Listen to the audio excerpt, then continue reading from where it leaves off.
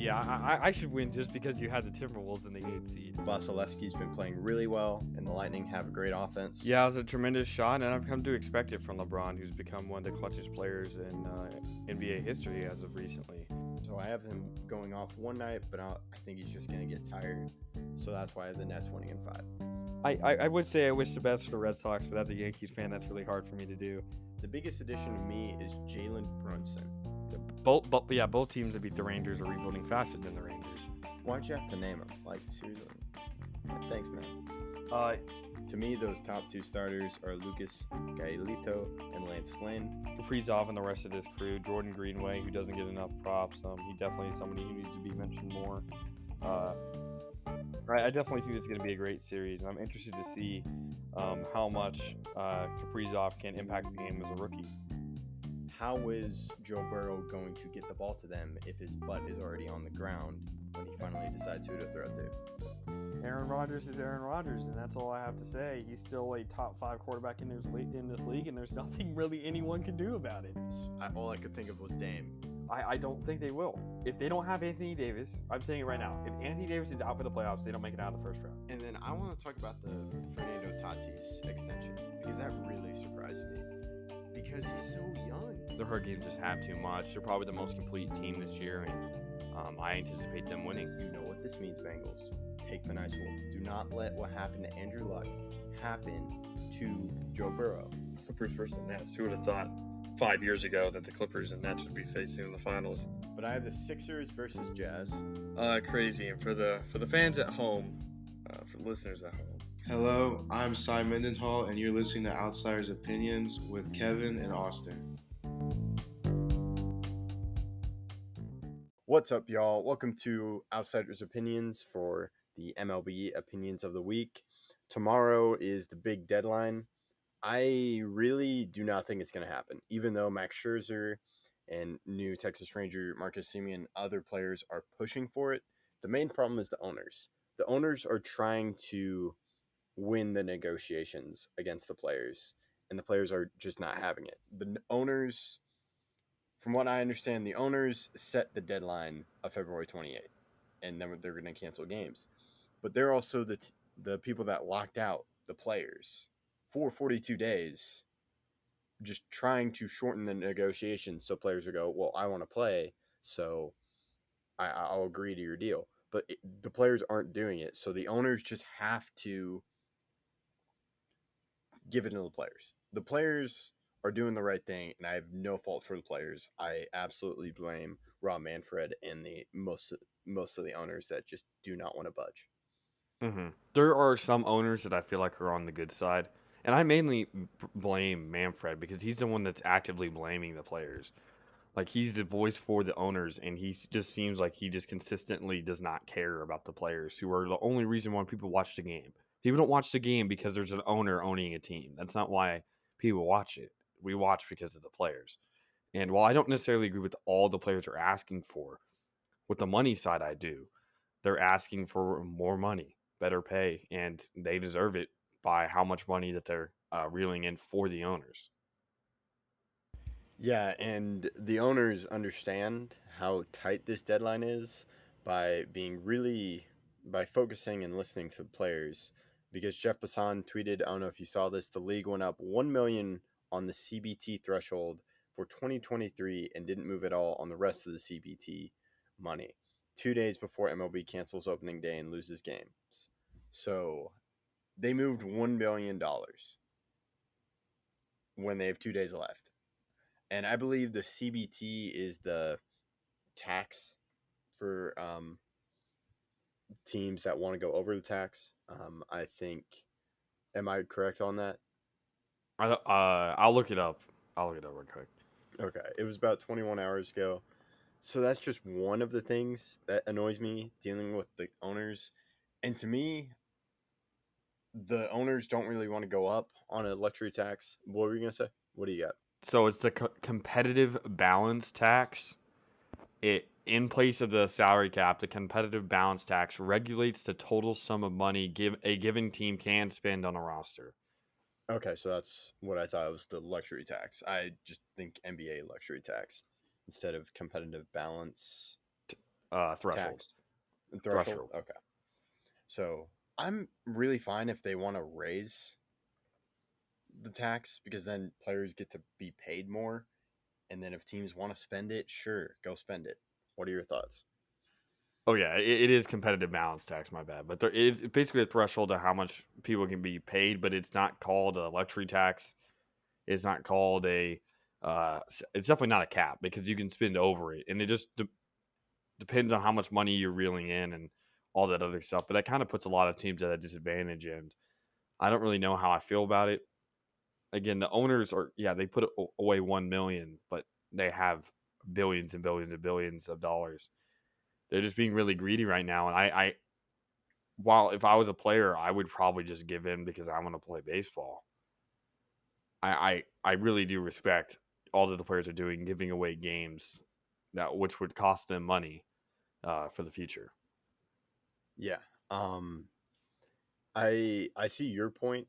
To me, I'd be interested. And another thing, as we're talking about the lockout, um, when people outside are like, "Oh, it's billions versus millions." Well, only the really star players, after they've been in the league for 4 or 5 years, get to hundreds of $1 million. And they have to be on the same level of Mike Trout. There are a lot of players that aren't on it because they were talking about Walker Bueller. So I really don't blame the players at all. Yeah, and one thing to think about is that if you're making 1 million per year, there's still taxes. There's still you have to spend money on your own health to be that good, on trainers, on personal chefs to be that good. You can't just walk in and be that good. You have to spend a lot of money on gym memberships and equipment and all this other stuff that the MLB does not pay for. Now your team's going to buy your glove for you, but they're not going to buy all the sweats you buy or all the workout equipment you buy or whether or not you want to buy a personal chef or whether or not you want to invest in other like what Tom Brady did with the whole Alex Guerrero thing. His team did not pay for that. He paid for that. And while obviously Tom Brady had the money to do so, not every MLB player does. So it's not really millions versus billions. I just see it as billions versus players or owners versus players because they're the ones that, for some reason, can control everything, but nobody watches for the owners. I don't understand why they have the control. Besides the fact that they own the teams, they're not the reason why we love baseball. It's not the owners. Yeah. And isn't it? I know it's in the NFL, but they give the trophy first to the owner. I know that's just weird. It is weird. It should probably go. I think it should go to the head coach first. Okay, yeah, and Head coach then because the head coach is like the model for the team. Like the head coach is or for baseball the manager. They're like the leader of the team. That's what you hire a head coach to be, the leader of the team. And then you go on to Finals MVP, World Series MVP, Super Bowl MVP, etc. now let's just go simply. Do we think there's a deal that gets done tomorrow by the deadline? So today or tomorrow, do I think there's going to be one? No, I don't. I think we go into March without a deal, and that'll mean we'll lose games, which definitely saddens me. But it looks like that's what's going to happen. I totally agree with you. And then now, how many games do you think? How many games do we lose? You can say it that way, or how many games do you think end up being played? And how the deal? When do you think the deal starts? When do you think the deal starts or is completed? So on March, there's two ways they could do this. Basically, they could say, "Hey, one day we lose, one game we lose," or they could do it to where they do it in increments. Hey, now we're at 160. We go 2 days down. Okay, now we're at 155, and then continue. I think we play probably. If I had to guess, make a bet. If we do play this season, I think we'll play 100 games. Wow, that is too high for me.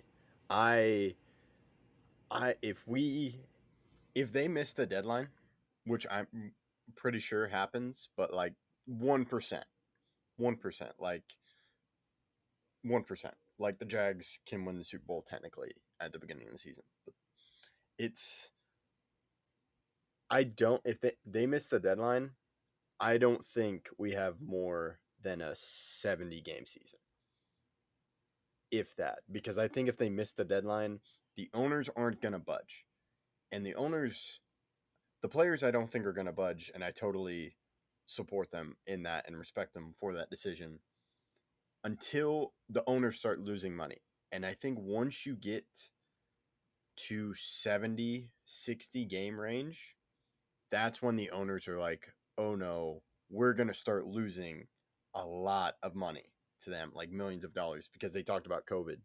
And then that's when I think the owners give in to the players' demands, because I do not see a scenario where the players give in to the owners. I could see one. If the owners are so, if we don't have a season and the owners still don't budge, the players will give in. I guarantee it. There's no way they lose 2 seasons. I don't think the players could do it because they're actively not getting paid. They're not getting any money right now, and they need the money much more than the owners do. That's a good Especially point. those very, very, very low down bench players that do not play as much. They will for sure give in because there is no other way for them to get money. I mean, obviously there is, but baseball is their best avenue for that. So I think once 62 games are lost, the MLB will be like, or the owners will give in for the same reason you said they lost money. But if the owners stick it out till after the season ends, the players will give in. There's no way the players give in for 2 whole seasons worth of money. Okay, so you think if we missed a whole season, then you could see the players going in? Yes. Okay, that makes sense. I just think this season, and if the players, I understand the players, and if they can go, if we just wait a couple more weeks, we will get the rewards because we'll force the owners. But if they don't, that makes sense. You don't want to miss 2 seasons. But I, this is a huge thing because MLB is probably the least popular league out of NBA, NFL, NHL. Correct? No, it'd be third. The Third? NHL is definitely last by a sizable margin, even though I do love the NHL. If we're talking in America, Yeah. by far the MLB is more popular. And right now, the NBA is probably going to pass the NFL within the next decade. I almost guarantee it. As long as the NFL does not, I mean, with the NFL continue to have all this backlash against it, not just with officiating, because the NBA changed their officiating, and I'm having a lot more, finding a lot more enjoyment watching the games, knowing that not every single time you touch somebody, it's a foul. And they're also not having any allegations against racism or the owners also being uh, very against the players. I feel like the NBA owners are more for the players than the NFL owners. I don't know if you agree with that, but I definitely see that as true. I think I would agree with that. I can probably name maybe 2 or 3 bad owners in the NBA. I can probably name 5 in the NFL or more. Because I think the Knicks owner, Yeah. I know there are complaints there. Um, I don't know if I can think of another one. I would like, even though I'm a little upset at Mark Cuban, well, like the stuff he's done, he got a championship and he's very passionate about the Mavericks, so I don't think I can blame him for that. And Mark Cuban's very pro player. Very pro player. Yes, yeah, and I think he's actually gonna pay go over the threshold, so I think I'm fine with that. And like Charlotte, I think there were problems with Michael Jordan, but the He's all Hornets good. figured it out. Yeah, he's all good. Yeah. So maybe it's just one owner, and that's the Knicks owner. Yeah. Then NFL, Jerry Jones. You think Jerry Jones is bad? Yes. I don't know if he's bad. He's definitely not good. But what Jerry does is respectable because I feel like he does what he feels will win. He's not trying to just get money, in my opinion. He's trying to win. And while he may not be doing it the right way, I believe his intentions are good, so I wouldn't call him bad. An owner normally to me, an owner is bad when they only have intentions of getting money, and I do not think that's what Jerry Jones is doing. He spent a lot of money on that stadium, not to get more money from the stadium, Well, even though my he thing is with the going to get a lot stadium. of money from it. No, but my thing in the stadium is he built a football stadium east and west, Yes, not north he and didn't. south. Again, I think his intentions were good. He just didn't think about it. He just didn't think about it. And when you're getting paid that much to build a stadium, you're just gonna be like, okay, I'm not gonna question you. I'm just gonna build it. I think he built the stadium for other events, and it's also it's a great stadium to have a concert. I don't think it's one of the best stadiums in the NFL. It is Like when the sun's not going through it. I just, to me, when I'm in a stadium and with the playoffs, it got loud, but I'm pretty sure like this when we went to the Stars playoff game, that was louder and more Intense. I don't intense than the Cowboys games that That's I've what been to really in the surprised me. playoffs. Like Green Bay, like Foxborough, like Seattle. Those stadiums are open air and they get much louder than some of the indoor stadiums, which should not be physically possible. But it's what happens. And back onto the MLB, I Yeah, feel like they have the worst owner player relationships of all the major sports, and that can really hinder your ability to gain not just revenue but new fans because they see that dilemma and they're like, well, if the owners don't like the players that play for them, why should I? absolutely. I think I really want them to fix this because I would like to see baseball and not lose games because that will be within 2 years that we've had two um less than 160 games, 162 game seasons. Because you have the first 60 game season, which was in 2020. Then you did have the 162, and then you have less than 162 if they don't meet the deadline.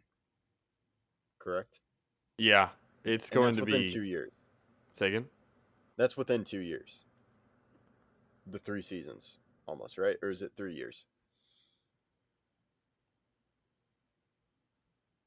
Say the question again. So is it 2 years they would have played in the last 2 years?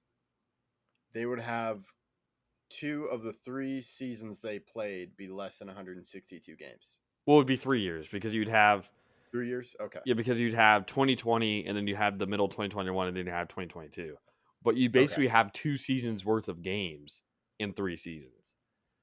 Okay. That's a better way to say it. I couldn't remember. It's so weird thinking of seasons and years because it used to be the same, basically. Like 1 year, 1 season. But then all the COVID Yeah, stuff has like altered yeah, it. crazy. So, well, I hope they come to a deal and then we can talk about more stuff like free agent signings. Like, do the Yankees pay some big money? To Freddie Freeman. Well, let's chill on Freddie Freeman. That would ruin baseball. I would rather have actually. I don't No, know. you It's wouldn't. close. No, you wouldn't. I would rather have a No, lockout no, than you wouldn't. see No, Freddie you Freeman wouldn't. No, you wouldn't. the No, you Yankees. wouldn't. Calm down. I Calm it's down. close. Calm down. I think I Calm would down. rather Calm down. like I would rather see that, but like Calm very down. little. I could be argued. Calm down, I don't want Kevin. to see Freddie Freeman in the Yankees. I'd be for it. Well, I know you would be for it because you would love Freddie Freeman. I would. Who wouldn't want Freddie Freeman on your team? But hopefully we can have a discussion when Freddie Freeman signs with the Braves. So thank you for listening to Outsiders Opinions, and hopefully baseball or MLB stays alive.